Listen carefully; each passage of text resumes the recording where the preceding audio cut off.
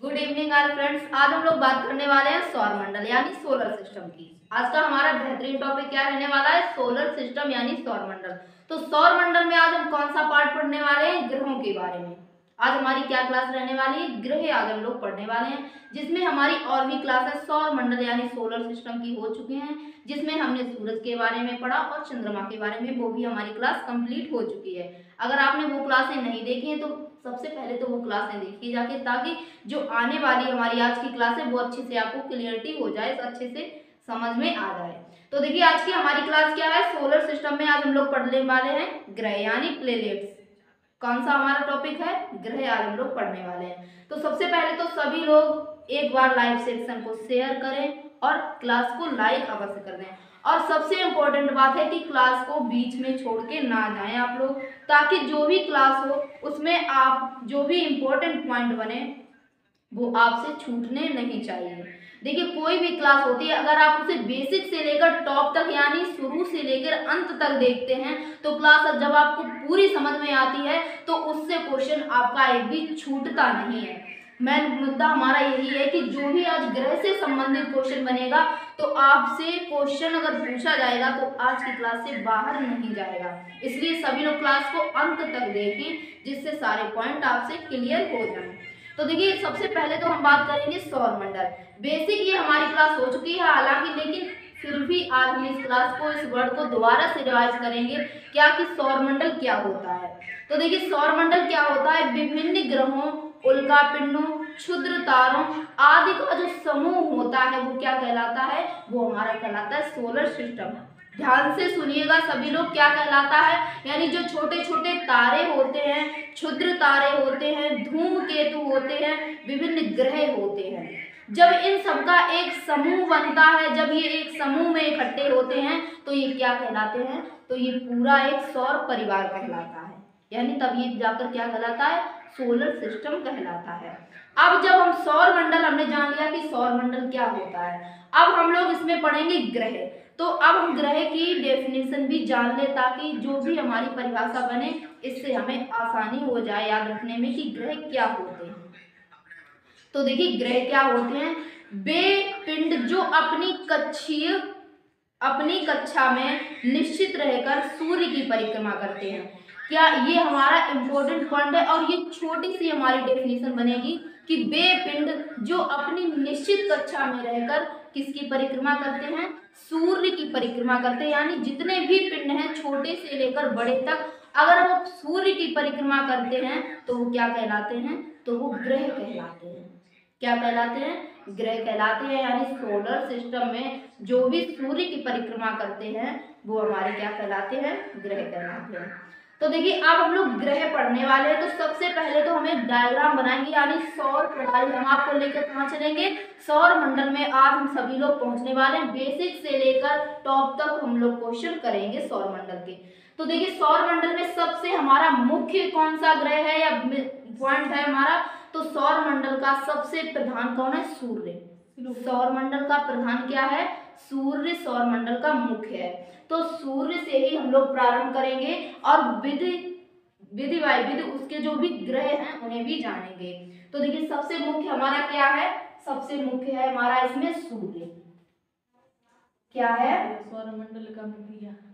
सौर मंडल का प्रधान क्या है यानी मुख्य कौन है? तो सौर मंडल का मुख्य हो गया हमारा सूर्य। इसका परिवार ग्रह। ये क्या हो गया? ये सूर्य हो गया जो सौर मंडल का मुख्य है। अब देखिए जब ये सौर मंडल का मुख्य कौन हो गया? तो हमारा सूर्य हो गया। सही से इसको डेफिनेशन में बना के लिखिए। सौर मंडल का प्रमुख क्या है? प्रमुख पिंड कौन सा है? तो सौर मंडल का प्रमुख पिंड है सूर्य, यानी सौर मंडल का प्रधान क्या है? सूर्य है।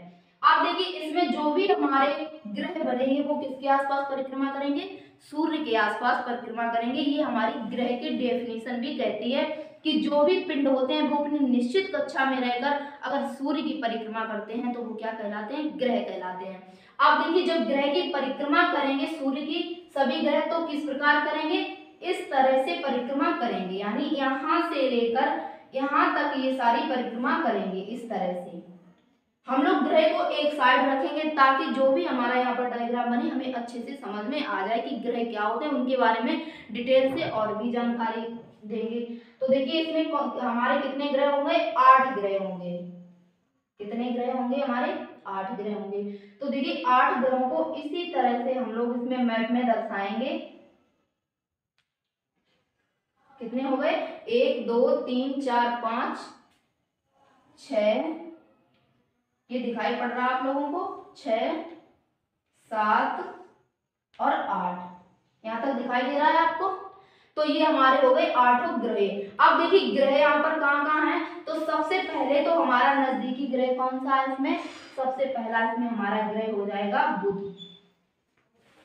कौन सा ग्रह हो जाएगा, ये हमारा बुध ग्रह हो जाएगा, जो सबसे नजदीक है किसके, सूर्य के।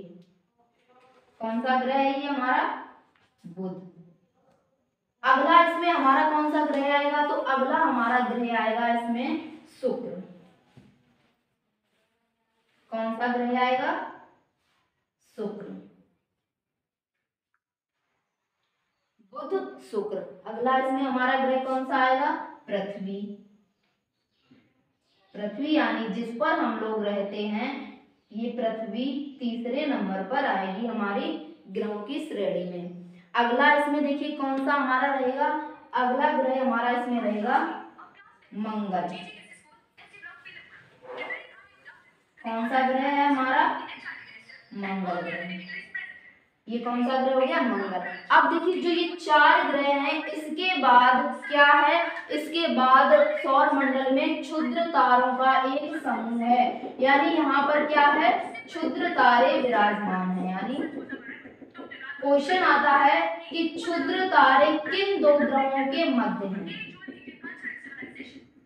तो सबसे पहले तो ये डायग्राम हम लोग जल्दी से कंप्लीट कर लें। देखिए फिर इसके बाद कौन सा ग्रह है, तो इसके बाद हमारा ग्रह हो जाएगा बृहस्पति। कौन सा है ग्रह, बृहस्पति। उसके बाद हमारा कौन सा ग्रह आएगा, उसके बाद हमारा ग्रह आएगा शनि। कौन सा ग्रह है, शनि। उसके बाद हमारा ग्रह है अरुण। कौन सा ग्रह, अरुण। और अगला हमारा जो लास्ट में कौन सा ग्रह बचा है, बुध।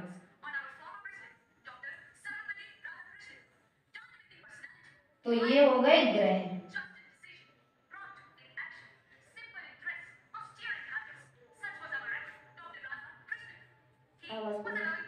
हाँ तो कितने ग्रह हो गए हमारे, देखिए 8 ग्रह हो गए। ये तो हो गया हमारा सूर्य, और जो ये सूर्य के परिक्रमा करते हैं वो सारे क्या कहलाते हैं, वो ग्रह कहलाते हैं। सबसे पहले हमारा इम्पोर्टेंट क्वेश्चन आप लोगों से रहेगा, क्या रहेगा कि ग्रहों की संख्या कितनी है। हालांकि हम सारे ग्रह यहाँ पर दर्शा चुके हैं, फिर भी आप लोग एक बार कमेंट करें कि टोटल ग्रहों की संख्या हमारे सौरमंडल में कितनी है। तो ग्रहों की संख्या है हमारे सौरमंडल में 8। कितनी है, 8 है। कितनी संख्या है, 8। तो देखिए ग्रहों की संख्या कितनी है, 8 ग्रह हैं हमारे सौरमंडल में। अब जब टोटल हमारे 8 ग्रह हैं तो इनको कितने भागों में डिवाइड किया गया है, तो इनको 2 भागों में डिवाइड किया गया है, 2 भागों में इनको बांटा गया है। कौन कौन से हैं, 4 हमारे इस साइड ग्रह हैं और 4 हमारे ये इस साइड ग्रह हैं। तो ये 2 भागों में बांटे गए हैं। अब इनका नाम क्या है, तो इनका नाम हो जाएगा, इतने हमारी 4 ग्रह हैं वो किस नाम से जाने जाएंगे, आंतरिक ग्रह नाम से जाने जाएंगे। जो हमारे इस साइड ये 4 ग्रह हैं इनको बाह्य ग्रह के नाम से जानते हैं। कौन कौन से नाम हो गए, ये हमारे जो 4 हैं इनको आंतरिक ग्रह कहा जाता है, और जो हमारे जो बाह्य साइड हो गए ये हमारे बाह्य ग्रह कहलाएंगे। आंतरिक में कौन कौन, आप देखिए जो आंतरिक ग्रह होते हैं उनमें कौन कौन से ग्रह आएंगे, तो आप लोग देख भी रहे होंगे कि इनमें कौन कौन से ग्रह हैं, बुध शुक्र पृथ्वी मंगल। यानी बुध को हम लोग बोलते हैं मरकरी, शुक्र को वेनस, और पृथ्वी सभी लोग जानते हैं कि इसको हम क्या बोलते हैं, अर्थ बोलते हैं। और जो मंगल है इसको क्या बोलते हैं, मार्स बोलते हैं। तो आपको कंफ्यूज नहीं होना है, अगर ऑप्शन आपको इस तरह भी दे देगा कि मार्स, अर्थ, वीनस और मरकरी, तो आप इन पॉइंटों को भी याद रखना, क्योंकि ऑप्शन हमारा इसी तरह से रखा जाता है। अब जो भी कंपनी हमारा एग्जाम करवाती है वो हमें पृथ्वी या मंगल इस तरह से ऑप्शन नहीं देती है, बहुत कम देती है, लेकिन देती भी है तो जो भी क्वेश्चन हार्ड पूछा जाता है उसमें देती है। अगर नॉर्मल क्वेश्चन बनाएगी तो वो हमें मरकरी देगी या वीनस देगी, इस तरह से ऑप्शन देती है।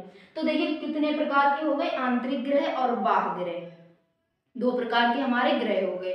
तो देखिए जो हमारे ये बीच में जो क्षुद्र तारे हैं, सबसे पहले तो हम ये जानेंगे कि इनका निर्माण किस तरह से हुआ। क्षुद्र तारे थे, इनका निर्माण किस तरह हुआ। तो देखिए प्राचीन काल में इनका निर्माण हुआ था। माना किस तरह से जाता है, देखिए कोई भी संकल्पना होती है वो निर्धारित, पूर्ण रूप से निर्धारित नहीं की जा सकती है, सिर्फ संकल्पना की जा सकती है कि हाँ ऐसा हुआ होगा। बहुत सी ऐसी चीजें हैं जिन पर हम लोग सिर्फ इसी तरह से जानते हैं कि ऐसा हुआ होगा, सिर्फ अंदाजा लगाया जा सकता है, ना कि उन्हें कंफर्म किया जा सकता है कि ऐसा ही वहां हुआ था। तो इसी तरह से ये भी एक संकल्पना है, या कौन सी संकल्पना है, 2 स्टार संकल्पना, यानी 2 स्टार संकल्पना हुई थी एक यहाँ पर। और ये संकल्पना दी किसने थी, तो लिलिटन ने दी थी। कौन से वैज्ञानिक थे, वैज्ञानिक थे लिलिटन। अच्छे से नाम ये देख ले कौन से वैज्ञानिक हैं, लिलिटन नामक वैज्ञानिक हैं। इन्होंने 2 स्टार्स थ्योरी की संकल्पना दी थी। तो देखिए ये जो थ्योरी थी इसमें हुआ क्या था, तो इसमें हुआ था, इसमें ये बताया गया कि बड़े बड़े यहाँ पर तारे थे, 2 तारे थे, और जब ये 2 तारे थे इनका तापमान अधिक हुआ, और तापमान अधिक होने से इनमें विस्फोट हुआ। यानी जब तापमान अधिक हुआ तो इनका विखंडन हो गया। जब विखंडन हुआ तो ये छोटे छोटे टुकड़ों में बट गए। अब देखिए छोटे छोटे जब टुकड़ों में बट गए तो आपके दिमाग में ये आ रहा होगा कि ये नीचे क्यों नहीं गिरे। तो नीचे इसलिए नहीं गिरे, हमने, आप लोग जानते होंगे कि जो भी ये ग्रह होते हैं इनमें एक गुरुत्वाकर्षण शक्ति होती है। क्या होता है, इनमें गुरुत्वाकर्षण बल होता है। इसलिए देखिए गुरुत्वाकर्षण बल कैसा होता है, वो हर चीज को अपनी ओर आकर्षित करता है। क्या होता है, वो हर चीज को अपनी ओर आकर्षित करता है। आपने देखा होगा, आप कोई भी वस्तु आसमान की तरफ उछालिए, क्या है कि कोई भी वस्तु जब आप आसमान की तरफ उछालेंगे तो आप देखते होंगे कि वो वस्तु तीव्र गति से जमीन की तरफ आती है। क्यों आती है, क्योंकि जो हमारी पृथ्वी है इसमें बहुत अधिक गुरुत्वाकर्षण शक्ति है, इसलिए हर चीज को अपनी ओर ये आकर्षित करती है, अपनी ओर खींचती है। तो यही यहाँ पर हुआ, क्या हुआ कि जब ये विस्फोट तो हुआ, लेकिन जब छोटे छोटे टुकड़ों में बट गए यहाँ पर क्षुद्र ग्रह, लेकिन ये गिरे नहीं, या कहीं पर ये नहीं गिरे। तो क्यों नहीं गिरे, क्योंकि जो यहाँ पर हमारा ग्रह दिया गया है कौन सा, बृहस्पति ग्रह, और जो हमारा इस तरफ ग्रह है ये कौन सा ग्रह है, मंगल यानी मार्स ग्रह। इन 2 ग्रहों ने अपनी अपनी गुरुत्वाकर्षण शक्ति का प्रयोग किया, और क्या किया कि जो हमारे बीच में तारे थे इस तरफ से बुध ने, मंगल ने खींचा, और इस तरफ से बृहस्पति ग्रह ने आकर्षित किया। दोनों तरफ से जब ये क्षुद्र तारे खींचे गए तो वो ना इस साइड गए और ना इस साइड गए, वो बीच में ही छोटे छोटे टुकड़ों में वहीं पर टिके हुए हैं। तो यही कारण है कि आज भी ये क्षुद्र तारे यहीं पर विकसित हैं, ना वो इधर साइड गए और ना इधर साइड। हाँ ऐसा हो सकता है अगर किसी भी ग्रह में गुरुत्वाकर्षण शक्ति अधिक अगर हो गई तो वो अपनी तरफ सारे ग्रहों को खींच लेगा, यही होता है। और इस तरफ क्या होता है, देखिए जो भी ये हमारे ग्रह हैं इनमें बुध और शुक्र, एक इंपॉर्टेंट पॉइंट हम आप लोगों को बताएंगे, जो हमारे ये 2 ग्रह है इनमें कोई उपग्रह नहीं है। इसका भी एक बहुत मेन रीजन है कि इनकी कोई उपग्रह क्यों नहीं है। तो आप लोगों को ये समझ में आया कि ये क्षुद्र ग्रह है। लेकिन इन क्षुद्र ग्रहों को कहा क्या जाता है, इन क्षुद्र ग्रहों को कहा जाता है बेल्ट। क्या कहा जाता है, इनका नाम क्या पड़ेगा, बेल्ट।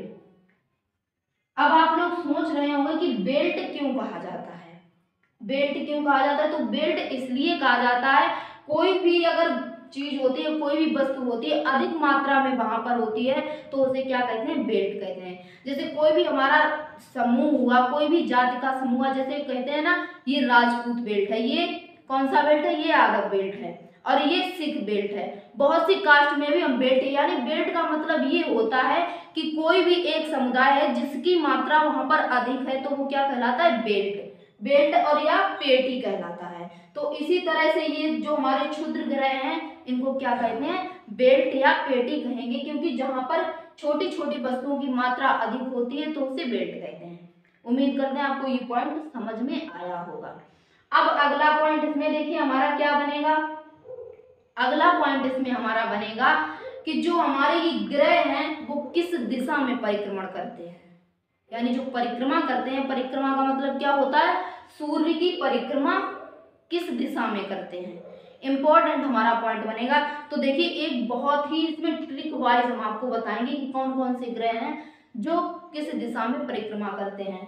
तो देखिए बाद बाकी जो हमारे कितने ग्रह हैं, टोटल 8 ग्रह हैं, लेकिन जो 2 ग्रह हैं वो विपरीत दिशा में परिक्रमा करते हैं।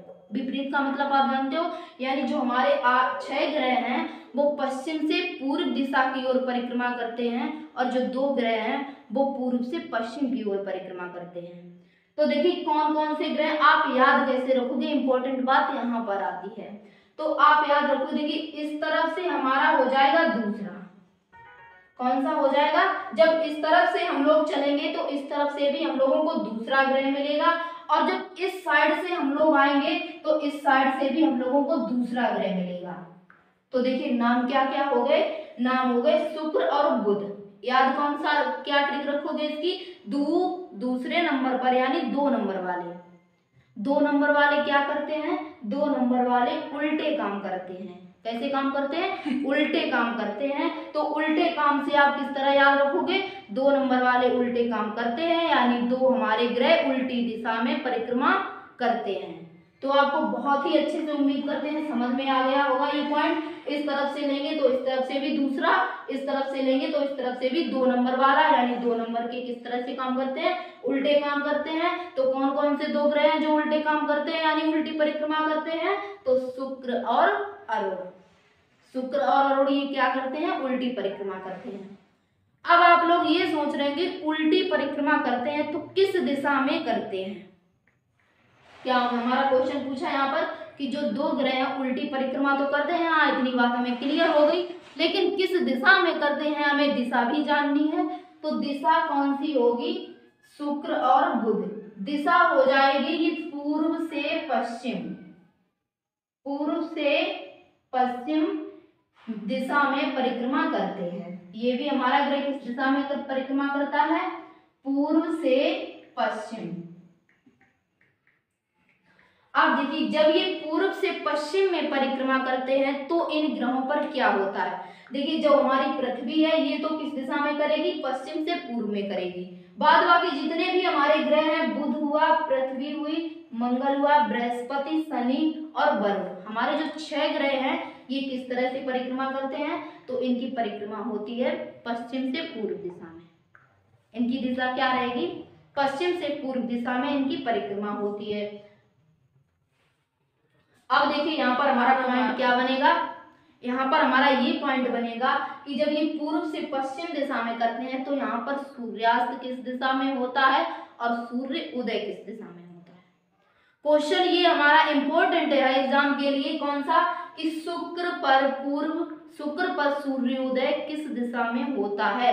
तो सभी लोग एक बार इस क्वेश्चन का रिप्लाई दे, जल्दी से कमेंट करें कि जो हमारा शुक्र ग्रह है इस पर सूर्य उदय यानी सूर्य किस दिशा में निकलता है। हमने आपको बता दिया कि पूर्व से पश्चिम में घूमता है। अब आप लोग डिफाइन करके इस क्वेश्चन का आंसर दें कि जो हमारा शुक्र ग्रह है यानी वीनस ग्रह है, इस पर सूर्य किस दिशा में उगता है। इस ग्रह पर सूर्य किस दिशा में उगता है। तो सभी लोग फटाफट इस क्वेश्चन का आंसर करें, जल्दी से सभी लोग आंसर करें। इस ग्रह पर सूर्योदय किस दिशा में होता है। तो सभी लोगों के, सभी प्यारे साथियों के आंसर आ रहे हैं कि किस दिशा में होता है, इसमें पश्चिम दिशा में होता है सूर्य उदय। क्या होगा, पश्चिम दिशा में होगा। सभी प्यारे साथियों ने अंदाजा किस तरह से लगाया ये भी देख लीजिए। बहुत जो हमारे स्टूडेंट का दिमाग थोड़ा शार्प चलता होगा उन्होंने दिमाग किस तरह से लगाया। देखिए जो हमारी पृथ्वी है ये इसके अपोजिट घूमती है।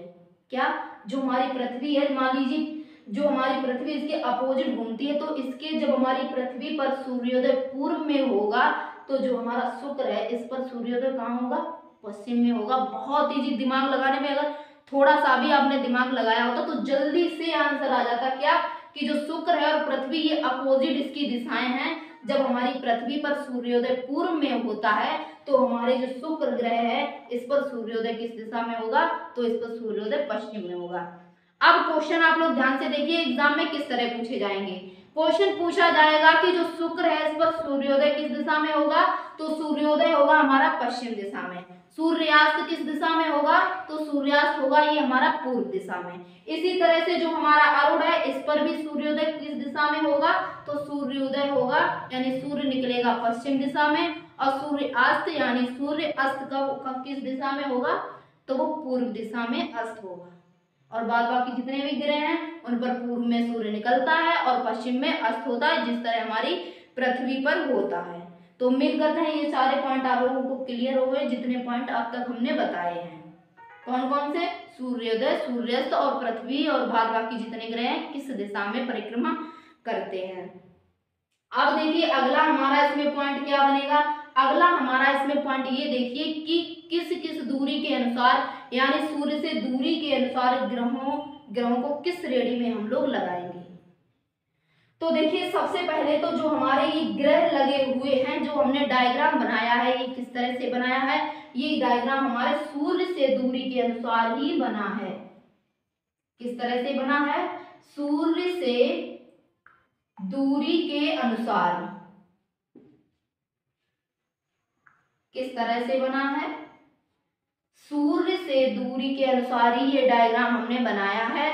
तो देखिए सूर्य से दूरी के अनुसार ग्रहों की श्रेणी क्या हो जाएगी, तो सबसे पहला ग्रह है हमारा बुध यानी मरकरी, दूसरा ग्रह है हमारा शुक्र यानी वीनस, तीसरा ग्रह है हमारा पृथ्वी यानी अर्थ, चौथा ग्रह है हमारा मंगल यानी मार्स। तो 4 ग्रह हमारे हो गए सूर्य से दूरी के अनुसार। सबसे नजदीक कौन सा है, हमारा बुध यानी मरकरी ग्रह, तो सेकंड पर है हमारा शुक्र, थर्ड पर है हमारा पृथ्वी और फोर्थ पर है हमारा मंगल, यानी ये 4 ग्रह हो गए। अब हम लोग बाह्य ग्रह में देखेंगे, बाह्य ग्रहों में कौन सा आएगा, 5वें नंबर पर हमारा बृहस्पति, 6ठे नंबर पर है हमारा शनि और 7वें नंबर पर है हमारा अरुण और 8वें नंबर पर हो जाएगा हमारा वरुण। ये किस तरह से ग्रह लगे हुए हैं, किस क्रम में, तो सूर्य से दूरी के अनुसार लगे हुए हैं। अब क्वेश्चन का आंसर आप लोग दीजिए। क्वेश्चन हम पूछ रहे हैं आप लोगों से क्या, कि सूर्य से दूरी के अनुसार 5वें नंबर पर कौन सा ग्रह है। क्या क्वेश्चन है हमारा आपसे, कि सूर्य से दूरी के अनुसार 5वें नंबर पर कौन सा ग्रह है। तो सभी लोग जल्दी से रिप्लाई करें कि 5वें नंबर पर कौन सा हमारा ग्रह आएगा। तो सभी लोगों के आंसर आ रहे हैं, कौन सा ग्रह आएगा, जुपिटर यानी जो हमारा बृहस्पति ग्रह है ये 5वें नंबर पर है दूरी के अनुसार। इसी तरह से क्वेश्चन आपसे और भी एग्जाम में पूछ सकता है क्या क्या, कि चौथे नंबर पर हमारा ग्रह कौन सा हो जाएगा, तो मंगल यानी मार्स ग्रह हमारा हो जाएगा। अगर 6वें नंबर पर ग्रह पूछता है तो हमारा शनि यानी सैटर्न हो जाएगा। इसी तरह से दूसरे नंबर पर वो हमारा शुक्र यानी वीनस हो जाएगा। ये सारे पॉइंट आपसे क्वेश्चन कर सकता है एग्जाम में, क्या क्या, कि कौन से नंबर पर कौन सा ग्रह है सूर्य से दूरी के अनुसार। तो दूरी के अनुसार हम लोगों ने सारे ग्रह पढ़ लिए हैं, कौन कौन से ग्रह किस दूरी के अनुसार। अब हम लोग ये देखेंगे पृथ्वी से दूरी के अनुसार कौन कौन से ग्रह हैं। तो देखिए पृथ्वी से दूरी के अनुसार पृथ्वी के सबसे नजदीक ग्रह कौन सा है। अब देखिए हमारी पृथ्वी, फंसाने वाला पॉइंट हमारा यहाँ पर बनेगा, इसलिए सभी लोग ध्यान से इस पॉइंट को कवर करें। क्या बनेगा, पृथ्वी के सबसे नजदीक ग्रह कौन से हैं, कौन सा है। हालांकि ये क्वेश्चन हम बताएंगे, फिर भी आप लोग एक बार कोशिश करें इस क्वेश्चन का आंसर देने का, कि पृथ्वी के सबसे नजदीक ग्रह कौन सा है। मानते हैं ये क्वेश्चन थोड़ा डिफिकल्ट हो जाएगा, क्योंकि इसके पास में ही मंगल ग्रह है और पास में ही शुक्र ग्रह है। तो आप लोग कंफ्यूज होंगे कि पृथ्वी के सबसे नजदीक ग्रह कौन सा है, पृथ्वी के सबसे नजदीक ग्रह कौन सा है। तो सभी लोग आंसर कर रहे हैं, कुछ लोगों के आंसर आ रहे हैं मंगल और कुछ लोगों के आंसर आ रहे हैं शुक्र, यानी मार्स और वीनस, दोनों आंसर आ रहे हैं। तो देखिए इसमें परेशान होने की कोई बात नहीं है, क्योंकि इसमें जो दोनों दूरियां दी गई हैं ये थोड़ी लॉजिकल हैं। अब देखिए आप लोग समझिए, समझोगे कैसे। पृथ्वी ये हमारी बीच में दी गई है, इसकी एक तरफ है मंगल दूसरी तरफ है शुक्र। तो पृथ्वी से दूरी के अनुसार कौन कौन से ग्रह हैं, तो पृथ्वी के नजदीक सबसे नजदीक ग्रह हो जाएगा शुक्र। कौन सा ग्रह है, पृथ्वी के सबसे नजदीक ग्रह है हमारा शुक्र ग्रह है। उसके बाद आएगा हमारा मंगल, उसके बाद आएगा हमारा बुध। देखिए कंफ्यूजन इन दो में आपको हो सकती है, शुक्र और मंगल में। उसके बाद आप तीसरा तो जान ही लोगे कि जब ये हमारा शुक्र आएगा, शुक्र के बाद दूसरा अगर होगा तो वो मंगल होगा, अगर मंगल के बाद कोई तीसरा नजदीक ग्रह होगा तो वो बुध होगा। कौन सा ग्रह होगा? बुध होगा। तो देखिए दूरी, पृथ्वी से दूरी के अनुसार कौन कौन से ग्रह हो जाएंगे? पृथ्वी पहले आएगी हमारी, फिर शुक्र, शुक्र के बाद हमारा मंगल, मंगल के बाद बुध, फिर ये हमारे जो चारों बाह्य ग्रह हैं ये इसी तरह से लगे रहेंगे पृथ्वी से दूरी के अनुसार ग्रह। कौन कौन से हो जाएंगे एक बार देखिए, पृथ्वी, शुक्र, मंगल, बुध, बृहस्पति, शनि, अरुण, वरुण। जल्दी से सभी लोग देखिए, एक बार दोबारा बोलने की कोशिश कीजिए। देखिए बोलने से क्या होता है, जो भी चीज हम बोलते हैं वो हमारे माइंड को एक्टिव करती है, इसलिए जल्दी से हमें याद हो जाता है बोलने में। तो देखिए जो भी क्लास आप लोग पढ़े, अगर उसमें आपको बोल बोल के पढ़ाया जा रहा है तो काश थोड़ा आप भी बोलने की कृपा करें, तो थोड़ा सा बोलते रहिए ताकि आपको याद करने में ये अच्छे से याद हो जाए। तो देखिए एक बार बोलिए कौन कौन से हैं पृथ्वी से दूरी के अनुसार? पृथ्वी, शुक्र, मंगल, बुध, बृहस्पति, शनि, अरुण, वरुण। दोबारा से बोलिए कौन से? पृथ्वी, शुक्र, मंगल, बुध, बृहस्पति, शनि, अरुण, वरुण। डिफाइन सिर्फ इन चारों में करना है, बाद बाकी जो हमारे ये हैं इनको इसी तरह से लगा देना है। तो कौन कौन से हो गए? पृथ्वी, शुक्र, मंगल, बुध, बृहस्पति, शनि, अरुण, वरुण। ये हो गए हमारे पृथ्वी से दूरी के अनुसार। अब देखिए इसमें क्या है, आकार के अनुसार ग्रह, यानी सबसे छोटा ग्रह कौन सा है, सबसे बड़ा ग्रह कौन सा है, दूसरे नंबर पर सबसे बड़ा कौन सा है, पांचवें नंबर पर सबसे बड़ा कौन सा है। तो इस तरह से क्वेश्चन एग्जाम में पूछे जाएंगे। तो सभी लोग एक बार इसको और देख लीजिए। हम लोग सूर्य से दूरी के अनुसार भी पढ़ चुके हैं, पृथ्वी से दूरी के अनुसार भी पढ़ चुके हैं। देखिए हम बोल रहे हैं, इसका मतलब ये नहीं कि आप लोग भी सुनो, आप लोग जो आपको इम्पोर्टेंट पॉइंट लगे आप उसे फटाफट नोट करते हुए चले। देखिए हमें आपको लिखवा नहीं रहे हैं, इसका मतलब ये नहीं कि आप लोग भी ना लिखें। लिखना इसलिए आवश्यक है क्योंकि जो पॉइंट आप लिखोगे लिखने और बोलने से ज्यादा याद होता है। तो देखिए अब हम लोग देखेंगे आकार के अनुसार ग्रह। तो देखिए आकार के अनुसार ग्रह कितने, कौन कौन सा आएगा? सबसे पहले आकार के अनुसार ग्रह आएगा हमारा बृहस्पति। आप इस डायग्राम में भी देख रहे होंगे कौन सा ग्रह है सबसे बड़ा? बृहस्पति ग्रह है सबसे बड़ा। कौन सा ग्रह हमारा? बृहस्पति।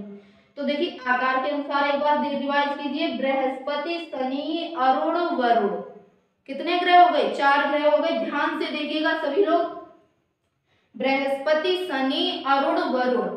अब इस साइड आ जाइए, 4 हमारे ये बड़े आकार में हो गए। अब इस साइड आ जाइए, जिस तरह से पहले हमने पृथ्वी से दूरी के अनुसार देखा था, बृहस्पति, शनि, अरुण, वरुण, पृथ्वी, शुक्र, मंगल, बुध।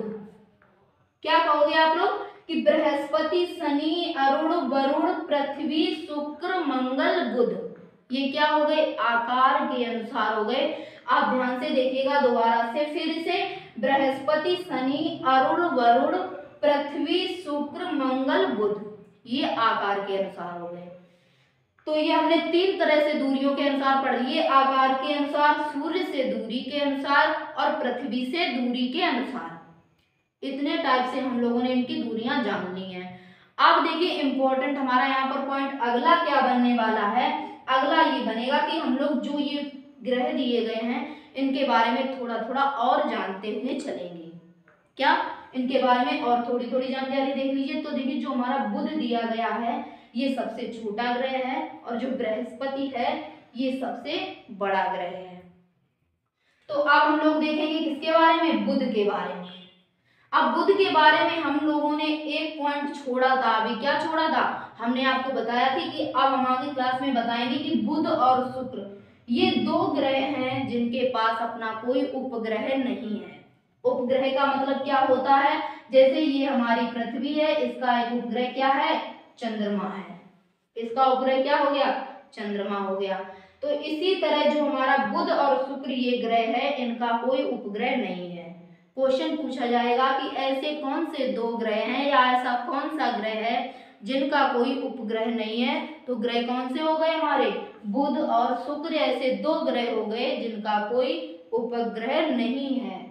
तो आप लोग ये दोनों पॉइंट अच्छे से क्लियर कर लीजिएगा कि कौन कौन से ग्रह हैं, बुध और शुक्र, यानी हमारा जो मरकरी, और दूसरा ग्रह है कौन सा, वीनस, इनका कोई उपग्रह नहीं है।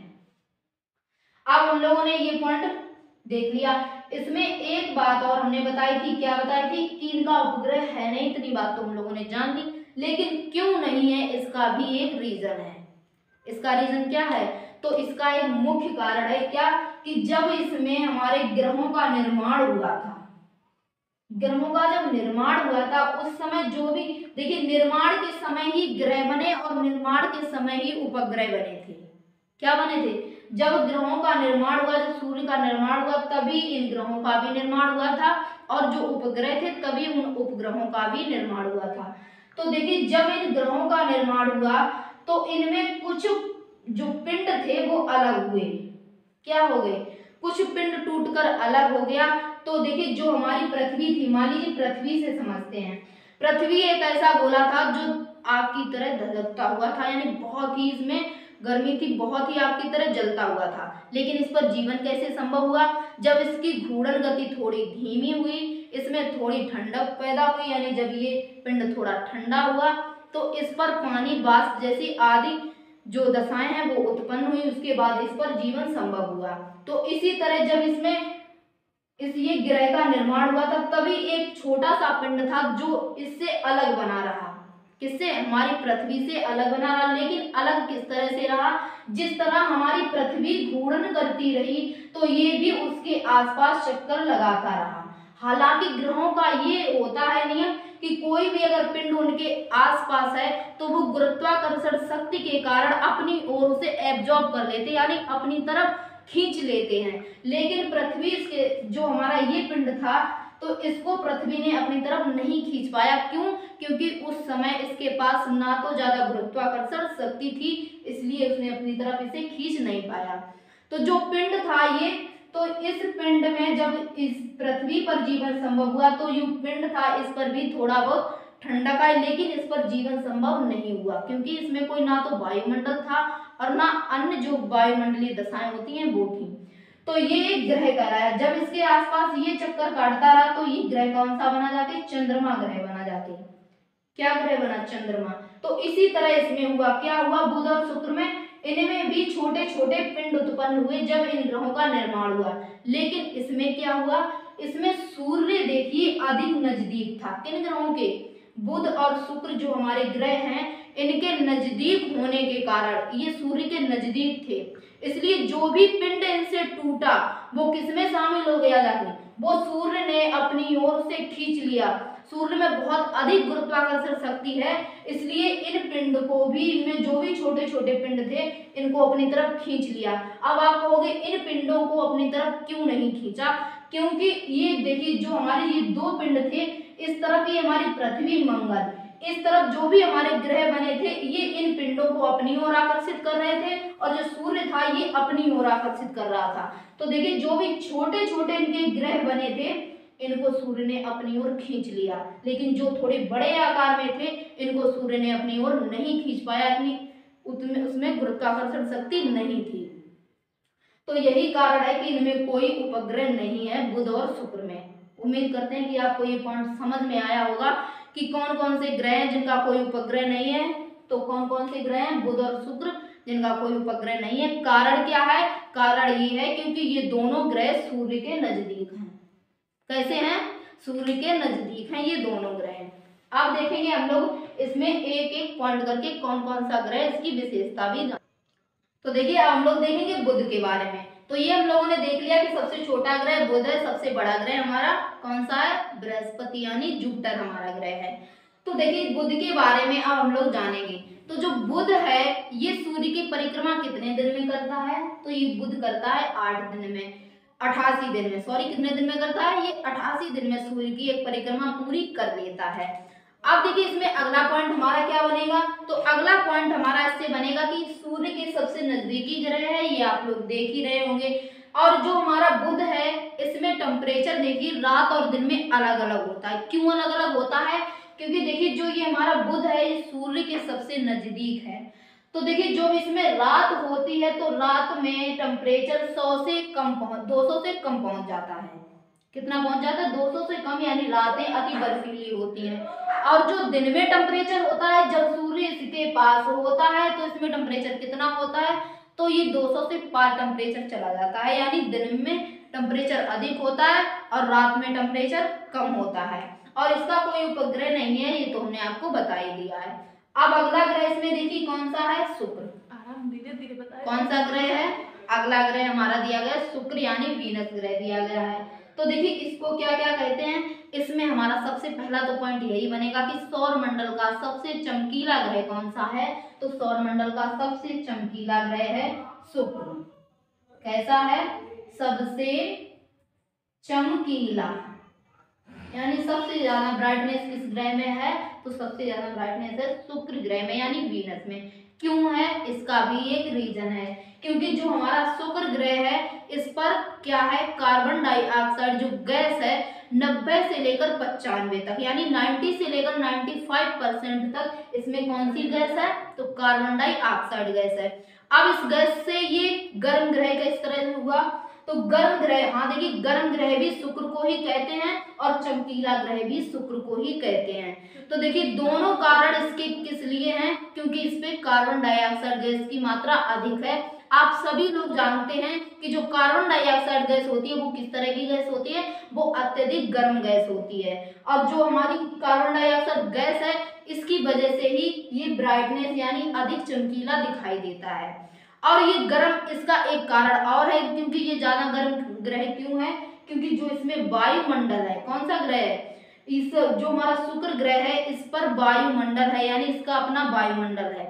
वायुमंडल होने के कारण ही ये जो शुक्र है इसकी गैसें हैं ऊपर नहीं निकल पाती हैं। जब ऊपर नहीं निकल पाती हैं इसलिए इसमें जो गैसें हैं प्रेशराइज रहती हैं। जिस तरह से आपने कुकर देखा है, प्रेशर कुकर में गैसें ऊपर नहीं निकल पाती हैं, तो उसके कारण जो हमारा प्रेशर कुकर होता है उसका टेम्परेचर अधिक होता है।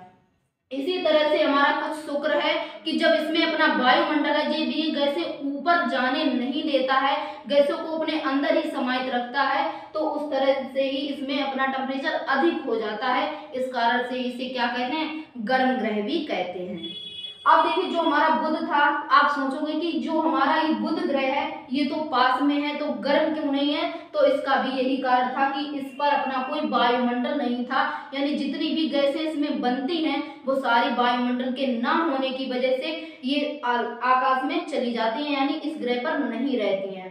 तब जब ये इस ग्रह पर गैसें नहीं रहती हैं, तो जब गैसें नहीं रहेंगी, दबाव नहीं पड़ेगा, तब वहां का टेम्परेचर नहीं होगा। मान लीजिए प्रेशर कुकर हमने चढ़ाया, उसमें ना ही ढक्कन लगाया और ना ही सीटी उसमें लगाई, तो क्या उतनी ही हीट पर होगा जितनी हीट पर जब हम उसमें ढक्कन और सीटी लगा देंगे, उतनी हीट पर नहीं होगा, यानी उतना टेम्परेचर नहीं होगा। तो मान लीजिए ये बुध है वो हमारा खुला प्रेशर कुकर है, जो हमारा शुक्र है ये बंद प्रेशर कुकर है, तो इसीलिए इसे क्या कहते हैं, बुध को, शुक्र को, इसको कहते हैं गर्म ग्रह, चमकीला ग्रह। अन्य नाम भी इसके हैं, तो कौन कौन से हैं, इसको भोर का तारा भी कहते हैं, सांझ का तारा भी कहते हैं, और एक इंपॉर्टेंट इसमें पॉइंट है पृथ्वी की बहन भी कहते हैं। क्या पॉइंट हमारा बना, पृथ्वी की बहन किस ग्रह को कहते हैं, तो जो हमारा शुक्र ग्रह है यानी वीनस है इसको पृथ्वी की बहन कहते हैं। क्यों कहते हैं, क्योंकि इसमें जो वायुमंडल है तथा जो पृथ्वी की सतह है इसके समान ही शुक्र पर वायुमंडल है और इसकी सतह भी है, इसलिए पृथ्वी की बहन किस ग्रह को कहा जाता है, शुक्र ग्रह को कहा जाता है। हालांकि देखिए अब एक इम्पोर्टेंट पॉइंट और यहाँ पर हमारा बनेगा कि बुध को भी बहुत सी बुक्स में मिलता है कि बुध को भी हम लोग भोर का तारा या सांझ का तारा कहते हैं। क्या कहते हैं, भोर का तारा या सांझ का तारा कहते हैं। तो क्यों कहते हैं, क्योंकि देखिए जो हमारी यहाँ पर ये पृथ्वी है, ये हमारी पृथ्वी है, ये हो गया हमारा शुक्र ग्रह है, ये कौन सा हो गया हमारा शुक्र ग्रह। अब आप देखिए जो हमारी पृथ्वी है जब यहाँ पर सूर्यास्त होगा, क्या होगा, यहाँ पर सूर्यास्त होगा तो सूर्य की किरणें बुध पर भी पड़ेगी और शुक्र ग्रह पर भी पड़ेगी, दोनों ग्रहों पर पड़ेगी। हालांकि शुक्र हमारा नजदीक है पृथ्वी के, इसलिए ये हमें अधिक चमकदार दिखाई देगा। जो हमारा बुध पड़ता है ये थोड़ी दूरी पर पड़ता है, चमकदार ये भी दिखाई देगा लेकिन कम चमकदार दिखाई देगा। यानी सूर्यास्त के समय भी और सूर्य उदय के समय भी।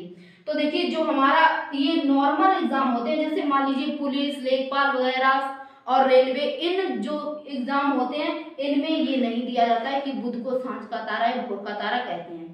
हमारा अगर मेंस में क्वेश्चन आएगा तो मेंस में अगर क्वेश्चन आया तो उसमें आपको लिखना पड़ेगा कि बुध और शुक्र दोनों को सांझ का तारा या भोर का तारा कहते हैं। उसमें आपको रीजन भी लिखना पड़ेगा। इसका रीजन क्या होगा कि जब सूर्यास्त या सूर्योदय होता है तो जो सूर्यास्त या सूर्योदय के समय किरणें पड़ती हैं इन दोनों ग्रहों पर, तो पृथ्वी से देखने पर इन दोनों ग्रह को, यानी ये दोनों ग्रह होते हैं चमकीले दिखाई देते हैं।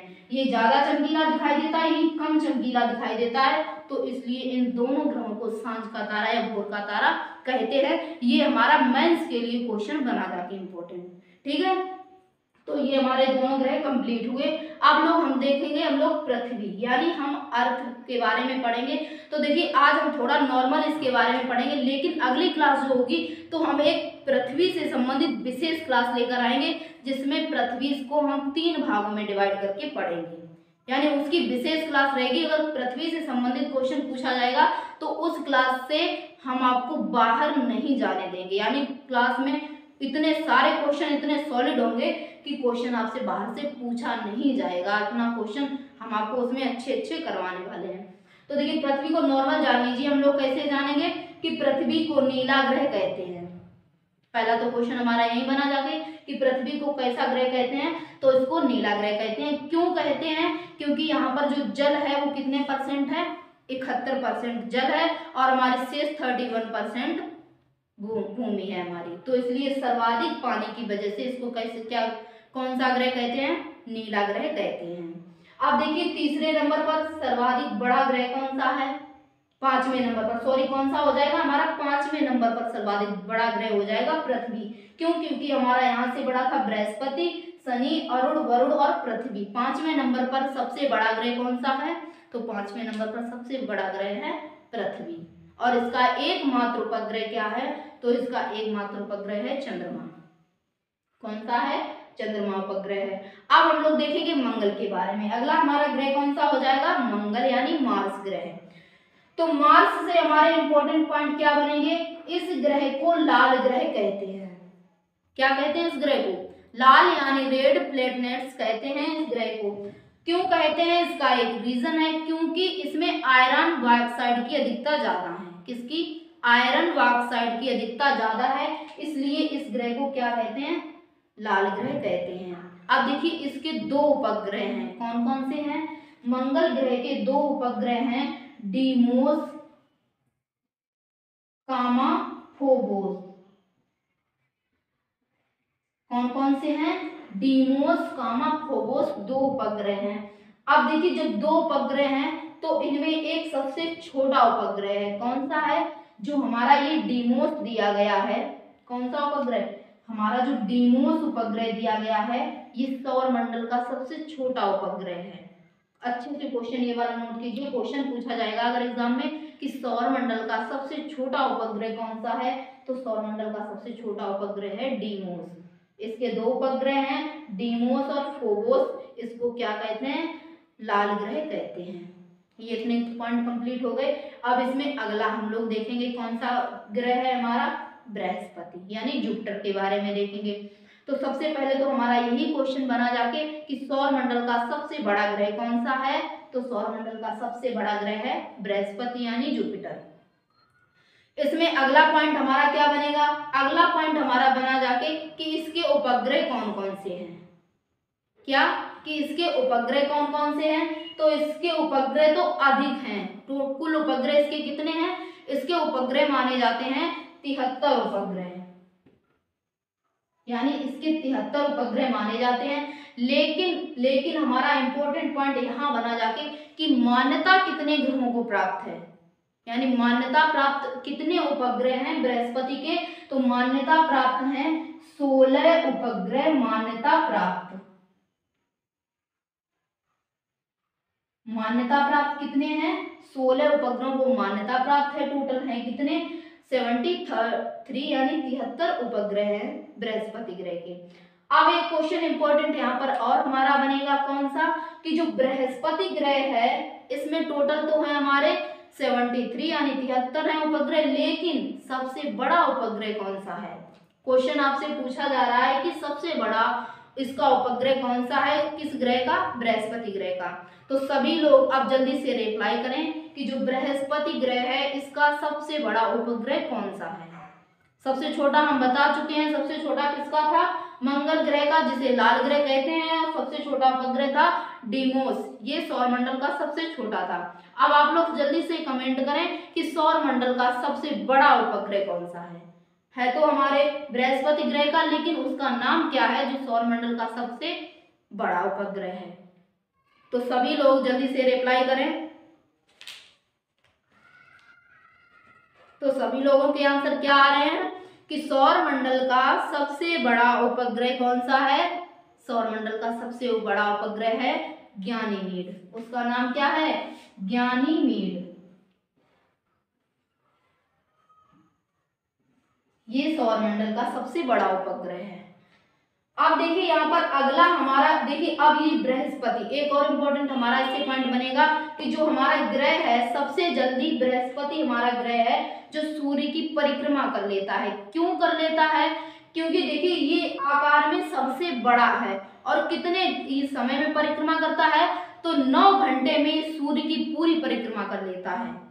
कितने समय में, 9 घंटे में करता है। बाद बाकी ये हमारे और भी ग्रह होंगे अरुण बरुण, ये सारे सालों में परिक्रमा करते हैं, और जो हमारा ये बृहस्पति है ये आकार में बड़ा होने के कारण सूर्य की परिक्रमा सबसे कम समय में करता है।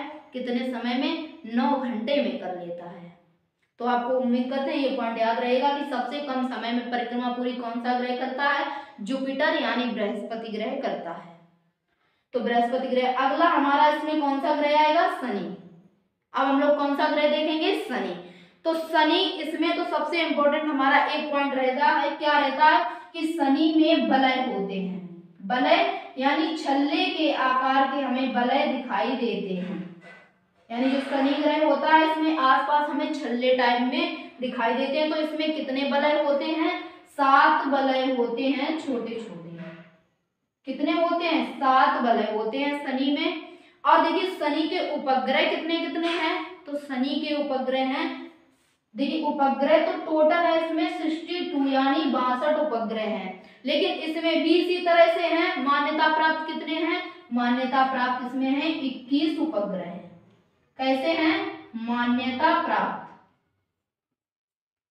21 उपग्रह कैसे हैं, मान्यता प्राप्त हमारे 21 उपग्रह। तो यही कारण है कि अगर क्वेश्चन पूछा जाएगा कि जो हमारा सौर मंडल है इसमें किस ग्रह के उपग्रह सर्वाधिक हैं, तो देखिए मान्यता प्राप्त हैं 21, इसमें सर्वाधिक हैं। बृहस्पति में सिर्फ 16 मान्यता प्राप्त हैं।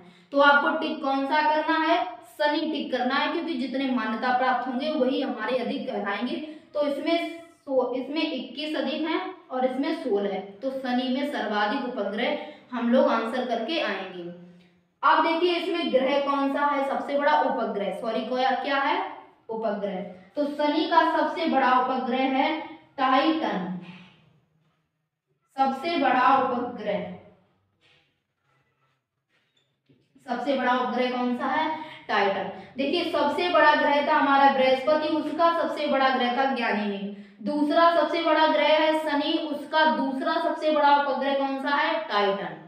याद रहेगा, आपको याद रहना चाहिए कि जो हमारा सौरमंडल है इसका सबसे बड़ा ग्रह है बृहस्पति और सबसे बड़ा उपग्रह गयानीमेड। दूसरे नंबर का सबसे बड़ा ग्रह सौरमंडल का सैटर्न यानी शनि, और दूसरे नंबर का सबसे बड़ा उपग्रह टाइटन।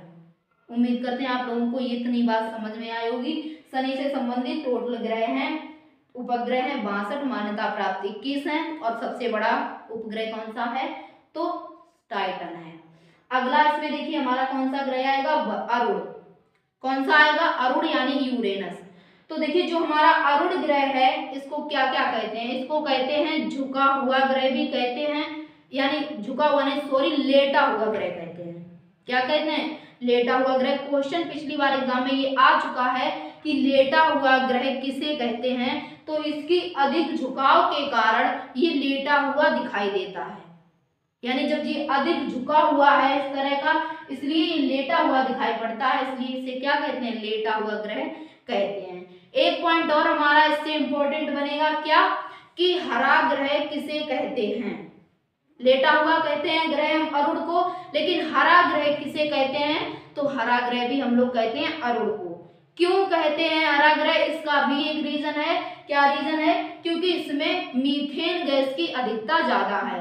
तो मीथेन गैस की अधिकता के कारण ये ग्रह कैसा दिखता है, हरा दिखता है। अगर आप लोगों को इतनी बात पता होगी कि जो मीथेन गैस है वो किस कलर से हमें दिखती है, तो वो हरे कलर की दिखती है। तो मीथेन गैस की अधिकता के कारण अरुण ग्रह हमें कैसा दिखाई देता है, हरा दिखाई देता है। तो ये हमारे पॉइंट क्लियर हो गए। अब अगला है इसमें हमारा वरुण। कौन सा ग्रह है हमारा, वरुण। तो जो वरुण ग्रह हमारा है ये सूर्य के सबसे अधिक दूरी पर है। क्वेश्चन पूछा जाता है कि सूर्य से सबसे अधिक दूरी पर कौन सा ग्रह स्थित है, तो हमारा वरुण ग्रह है। क्लियर हुआ ये पॉइंट, उम्मीद करते हैं आप लोगों को ये पॉइंट क्लियर हो गए होंगे। देखिए कोई भी आप लोग क्लास पढ़िए तो उसे बोल बोल के पढ़िए। हालांकि आज हमने क्लास आप लोगों को ज्यादातर बोल बोल के पढ़ाई है। क्यों, क्योंकि इसका एक रीजन है, क्योंकि आज हमने आप लोगों को नोट नहीं करवाया है, सिर्फ डायग्राम बना के समझाया है। इसका कारण ये है कि जितना आप बोल बोल के नोट करोगे उतना आपको अच्छे से लर्न होगा। देखिए बोलने से फायदा क्या होता है, हमारा माइंड भी एक्टिव रहता है और दूसरे लोगों की जो बातें होती हैं यानी अन्य काम होते हैं उससे हमारा माइंड जल्दी एक्टिव नहीं होता, उस बात को जल्दी कैच नहीं कर पाता है बोलने से। और एक और होता है, अगर आपके दिमाग में ये है कि हाँ हम ये कर लेंगे, कई कई दिमाग में ये आता है चलो छोड़ो ये नहीं होगा हमसे, एक ऑप्शन आता है हमारे दिमाग में कि करो हम इसे कर लेंगे। तो बोलने से ये भी होता है, अगर दूसरा व्यक्ति आपसे कह रहा है कि हाँ आप करो आप कर सकते हो, तो भी आप में एक जुनून जागता है। देखिए इसकी आपको हम छोटी सी एक स्टोरी बताते हैं। क्या कि देखिए एक गांव था, उस गांव में क्या होता था, रेस लगती थी। क्या होता था, रेस लगती। तो जितने भी आसपास के गांव हुआ करते थे उन सारे गांव के घोड़ों को इकट्ठा किया जाता था और रेस लगवाई जाती थी। तो देखिए सारे गांव वालों को बुलाया गया कि कल सभी गांव के घोड़े इकट्ठे होंगे और रेसलिंग होगी, यानी रेस करवाई जाएगी घोड़ों की। तो देखिए जब सभी गांव को ये सूचना मिली कि कल घोड़ों की रेस है, सभी गांव के अपने एक एक घोड़े आएंगे, यानी जितने भी गांव वाले होंगे उन गांव से एक एक घोड़ा जाएगा। तो सभी गांव वालों ने अच्छे से तैयारी कर ली, अपना एक एक घोड़ा सभी गांव वालों ने तैयार कर लिया। तो जितने भी गांव थे उन्होंने अपना एक एक घोड़ा तैयार किया, लेकिन एक गांव ऐसा था जिसमें घोड़ा नहीं था। अब गांव वाले बहुत परेशान कि सब गांव वाले कहेंगे कि तुम्हारे पास घोड़ा ही नहीं है। तो ये तो एक शर्म वाली बात हो गई ना कि इनके पास घोड़ा ही नहीं है, रेस कैसे होगी। तो उन्होंने, जो उसमें बुजुर्ग व्यक्ति था उस गांव का, उसने कहा कि एक अच्छा सा गधा हो उसको सजाओ, उसको दौड़ के लिए तैयार करो, कल रेस है, 24 घंटे हमारे पास सिर्फ हैं। तो गांव वालों ने ऐसा ही किया, गधे की अच्छे से खातिरदारी की और उस गधे से कहा कि आप कल रनिंग के लिए जाओगे घोड़ों के साथ। क्या कहा कि आप कल घोड़ों के साथ रनिंग के लिए जाओगे, यानी आपकी रेस होगी वहां पर। और उससे क्या कहा कि जीत भी तुम्हारी होगी। समझिए, उस गधे से कहा कि जीत भी तुम्हारी होगी, तुम जीत कर आओगे। गधा बोला कि ये तो मरवा देंगे सारे मिलके हमें, कहाँ घोड़े और कहाँ हम गधे, हमारे साथ रेस लगवाएंगे, मारेगा एक लाख घोड़ा, कहीं पीछे पड़े मिलेंगे हम। तो वो डर गया, उसने बोला नहीं हम नहीं लगाने दौड़। गांव वाले ने दोबारा कहा कि तुम लगा सकते हो, तुम दौड़ जीत सकते हो। उसने थोड़ी हिम्मत जुटाई, बोला होगा उतना करेंगे, नहीं होगा नहीं करेंगे। दोबारा अरे होगा, गांव वालों ने कहा तुमसे होगा, तुम कर लोगे। दोबारा उसने फिर ताकत लगाई थोड़ी, हाँ चलो करेंगे। गांव वालों ने कहा ये तो नहीं कर पाएगा अगर इस तरह से सांसें भरता रहा। दोबारा फिर उसने कहा कि तुम कर लोगे, हमें पता है तुम सबसे आगे दौड़ मारोगे। 24 घंटे उनके पास थे। अगले दिन जब सारे घोड़े आए रनिंग के लिए, 24 घंटे में उस घोड़े को सिर्फ क्या सुनाया गया, उस घोड़े को सिर्फ एक बात सुनाई। सभी गांव वालों ने क्या सुनाई, तुम कर सकते हो, तुम जीत कर आओगे कल, तुम ये बात कर सकते हो, तुम ये रेस जीत सकते हो। 24 घंटे तक घोड़े के दिमाग में यही बात गूंजती रही कि हाँ हम ये कर सकते हैं, हम ये रेस जीत सकते हैं। जब ये बात गधे ने सोच ली कि हाँ हम ये बात रेस जीत लेंगे, हम ये काम कर लेंगे, जब वो रेस में गया तो सभी घोड़े भी तैयार हुए, साथ में वो गधा भी तैयार हुआ। उस समय उसके दिमाग में क्या बात चल रही थी? उसके दिमाग में ये बात चल रही थी कि मैं रेस जीत लूंगा, मैं रेस जीत लूंगा, ये हमारी एक शान की बात हो जाएगी। सभी गांव वालों ने कहा कि तुम रेस जीत लोगे, तो हाँ मैं ये रेस जीत लूंगा। उसके दिमाग में यही बात चल रही थी। जब रेस तैयार हुई, जब रेस स्टार्ट हुई, तो सभी घोड़े पीछे थे, लेकिन जो गधा था वो सबसे आगे था। क्यों आगे था? क्योंकि उसमें खुद में कॉन्फिडेंस था, खुद में विश्वास था कि हाँ हम ये रेस जीत लेंगे। तो यही होता है हमारी रियल लाइफ में। और ऐसा आया कि सारे गधों जो घोड़े थे वो पीछे रह गए, और जो गधा था जिसमें अपने आप में कॉन्फिडेंस था वो उस रेस को जीत ले गया। घोड़ा रुका ही नहीं, गधा रुका ही नहीं, घोड़ों को उसने टाइम ही नहीं दिया जीतने का। देखिए कोई भी हो, अगर उसमें खुद में कॉन्फिडेंस होता है तो वो काम कर लेता है, वो चीज़ हासिल कर लेता है। इसलिए जो भी क्लास लें आप सभी लोग, हालांकि आज हमने लिखाया नहीं है, तो आप सभी लोग ये एक मोटिवेशन लेके बैठिए कि जो भी हम क्लास पढ़ेंगे वो अच्छे से सारी आज हम याद करके ही छोड़ेंगे। ये मोटिवेशन लेके बैठिए कि जो भी आज हम कर रहे हैं वो अच्छे से कवर कर लेंगे। यही होता है कि जो इंसान अगर आज कोई ऊंचाइयों पर पहुंचता है तो उसका एक रीज़न होता है कि उसमें सबसे इम्पोर्टेंट बात होती है कि उसमें खुद में कॉन्फिडेंस होना चाहिए। जब तक आप में खुद नहीं है तो आप दूसरे के कॉन्फिडेंस से हमेशा नहीं चल सकते हैं। इसलिए जो भी क्लास लें अच्छे से आप सभी लोग कवर करें और अच्छी से अपनी तैयारी करें। उम्मीद करते हैं कि आप सभी लोगों को क्लास पसंद आई होगी, तो क्लास को लाइक करें, शेयर करें और बेहतर तैयारी के लिए हमारे चैनल को सब्सक्राइब करें। मिलते हैं नेक्स्ट क्लास में, तब तक के लिए बाय बाय, टेक केयर।